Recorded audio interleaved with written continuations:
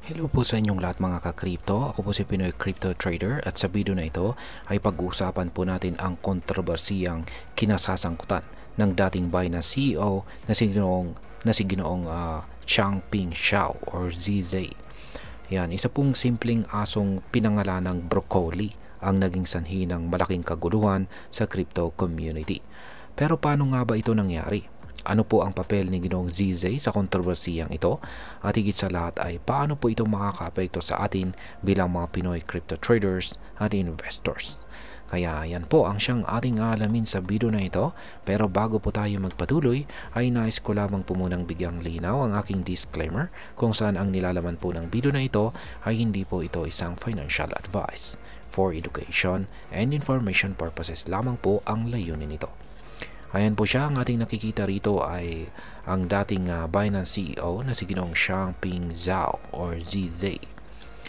Ngayon ay ano nga ba ang nangyari sa broccoli meme coin? Ayan, nagumpisa po ang lahat ng magbiro itong si Ginoong ZZ na ipapakilala niya ang kanyang alagang Belgian Malinois sa publiko.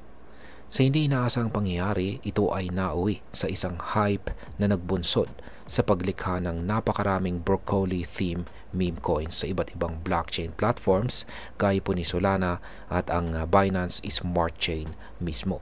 Sa mundo ng crypto, ang meme coins ay mga digital tokens na madalas ay walang tunay na gamit o value maliban sa pagiging pang-hype. Kadalasan ang ganitong klase ng crypto ay umaasa sa kasikatan at community upang tumaas ang halaga. Kaya naman, nang malaman ng mga tao ang tungkol sa broccoli, marami po ang agad na tumalon sa trend at nag-launch ng kani-kanilang broccoli meme coins sa platforms tulad po ng Pump.fun kay Solana at saka 4.meme sa BSC. Pero gaya po ng inaasahan ay karamihan sa mga ito ay nauwi sa tinatawag na rug pull. Isa po itong uri ng crypto scam kung saan ay biglaang ibinebenta ng developers ang kanilang coin holdings dahilan upang bumagsak ang presyo at maubos po ang halaga ng token. Sa madaling salita ay maraming investors ang nalugi sa kanilang ininvest sa mga broccoli meme coins. Ngayon ay bakit po inakusahan si Ginoong ZZ sa kaganapang ito? Marami po ang hindi natuwa sa nangyari at ang iba ay diretsahang itinuro si Ginoong ZZ bilang may kasalanan.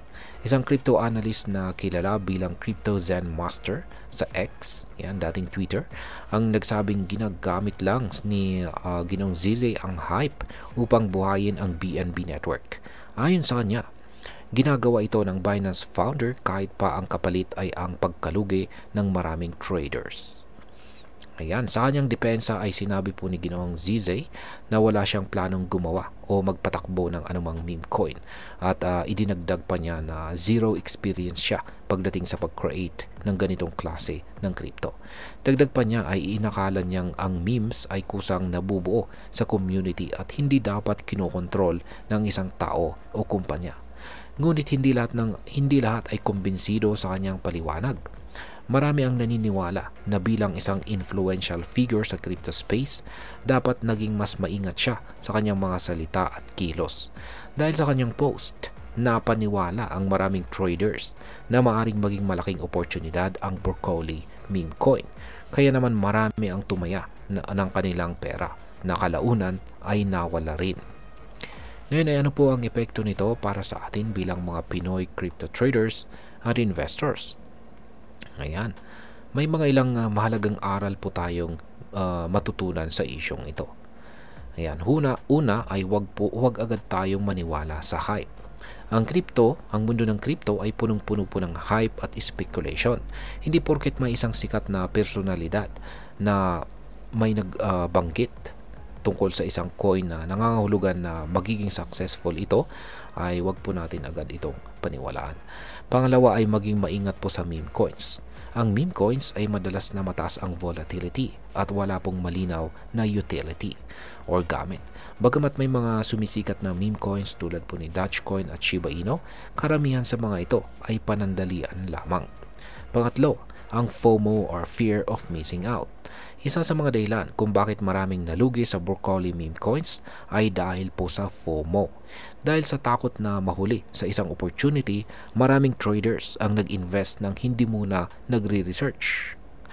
Pangapat, alamin po ang intensyon ng project. Malaga po ang due diligence o masusing pagsisiyasat bago pumasok sa anumang crypto investment. Kung ang isang token ay walang malinaw na roadmap, developers o use case, malamang ay scam po ito o isang short-term pump and dump scheme. At ngayon ay ano naman ang aking masasabi tungkol dito? Ang nangyari po sa broccoli meme coin ay isa na namang patunay kung gaano po kadelikado ang crypto market, lalo na pagdating sa mga meme coins na madaling manipulahin ng mga malalaking influencer. Bagamat maaaring hindi sinasadya ni Ginong ZZ na maging sanhi ng ganitong problema, hindi maikakaila na malaki po ang epekto ng kanyang mga post sa mga traders. Bilang isang dating CEO ng pinakamalaking crypto exchange sa buong mundo, alam niyang may kakayan siyang magdulot ng malaking pagbabago sa market. At sa kabuuan, ito ay isang paalala sa ating lahat ng cryptocurrency ay isang mataas na risk investment. Hindi ito simpleng easy money na basta mo na lang papasukin dahil uso ito. Dapat laging pairalin ang pagiging mapanuri, disiplinado at responsable bilang isang trader o investor. At hanggang dito na lamang po tayo sa video na ito mga ka-crypto. Sana po ay inyong nagustuhan ang aking paliwanag sa video na ito. Kung inyo po itong nagustuhan, pakiclick lamang po ang like button nito. Marami pong salamat sa panonood, ingat po tayo lagi at God bless po sa ating lahat.